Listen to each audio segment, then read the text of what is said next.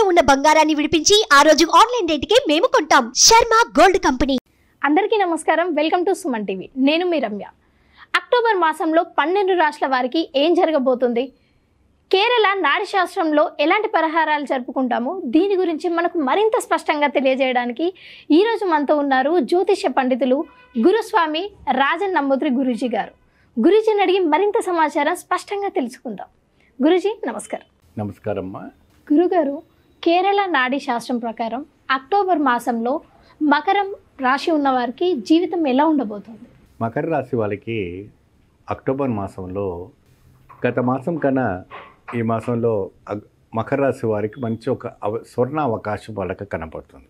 వాళ్ళ జీవితంలో తెలియని ఒక శక్తి, అంటే ఒక అకస్మాత్తుగా అంటే ఎప్పుడు కూడా నిరాశపడుతూ అనేక రకమైనటువంటి సమస్యలతో ఉన్నప్పటికీ, ఆరోగ్యపరంగా చింతతో ఉన్నప్పటికీ వాళ్ళకందరూ కూడా ఒక మంచి ఒక ఫలితం రావడానికి ఆస్కారం అనేది కనపడుతూ ఉంటుంది. కాబట్టి మకర రాశి వాళ్ళకి ఈ నెలలో చాలా మంచి ఫలితం రావడానికి ఆస్కారం ఉంది.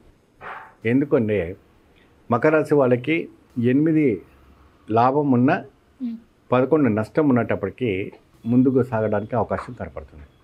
అంటే మకర రాశి వాళ్ళు ఎలాంటి విషయాలలో నష్టపోయే అవకాశాలు ఎక్కువగా కనిపిస్తున్నాయి గురూజీ? వాస్తవానికి పెట్టుబడిలో కావచ్చు, ఎవరికైనా నమ్మి డబ్బులు ఇచ్చినప్పటికీ వాళ్ళంతా కూడా కొద్దిగా ఇస్తారు, డబ్బులు చెప్పిన సమయానికి ఇవ్వలేకపోవటం అటువంటి అన్నీ కూడా జరుగుతుంటాయి.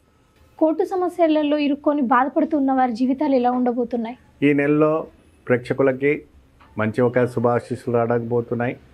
మంచి ఒక జడ్జిమెంట్ రావడానికి అవకాశం ఉంది. మంచి శుభ ఫలితాలు రావడానికి ఆస్కారం కనపడుతుంది.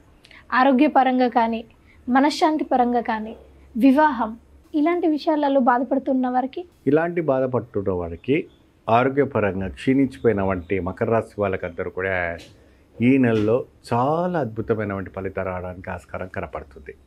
ఎటువంటి ఫలితాలు రావాలంటే డబ్బులు పెట్టి విరక్తి కలిగిన వారికి అకస్మాత్తుగా ఒక అద్భుత చమత్కారం అనుకోవచ్చు. ఏమండి, అటువంటి ఒక ఫలితం రావడానికి మంచి ఆస్కారం ఉంది.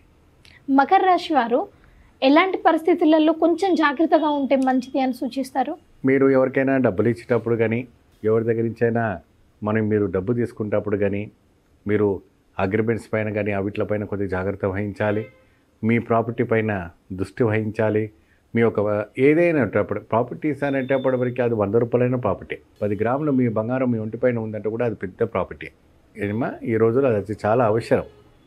ఆ మాత్రంగా మనం జాగ్రత్త వహించి ముందు సాగుతుంటే మంచి ఒక ఫలితం రావడానికి ఆస్కారం అనేది మనకు కనపడుతుంటుంది. ఏది ఉన్నా ఏది ఉండకపోయినా ధైర్యము, నమ్మకం అనేది చాలా అవసరం. ఈ ధైర్యం, నమ్మకంతో ముందుకు వెళ్ళండి. భగవంతుని ఆరాధన చేయండి. భగవంతుని నిత్యంగా పూజించుకోండి. శ్రీరామచంద్రుడికి ఎప్పుడైనా కూడా శనివారం రోజున చక్కగా రామాలయానికి వెళ్ళి చక్కగా స్వామివారి ఒక మంత్రశ్లోకం చెప్పి స్వామికి వడపప్పు పానకం పెట్టి స్వామికి చక్కటి ఆవు నెయ్యితో దీపారాధన చేయండి. మంచి ఒక శుభ ఫలితం రావడానికి ఆస్కారం కనపడుతుంది. బట్ వీరికి ఎక్కువగా నష్టం కనిపిస్తుంది అని మీరు చెప్పారు కదా, మరి ఇలాంటి వాళ్ళు ఎక్కువగా ఎలాంటి పరిహారాలు చేయాలి, ఏ సమయంలో చేయాలి, ఎలా చేయాలి, ఇవన్నీ కూడా మా ప్రేక్షకుల కోసం కొంచెం వివరంగా చెప్పండి. మకర రాశి వాళ్ళు ఆదివారం రోజున దానం చేయటం, గోధుమలు దానం చేయటం వల్ల మంచి శుభ ఫలితం లభిస్తుంది.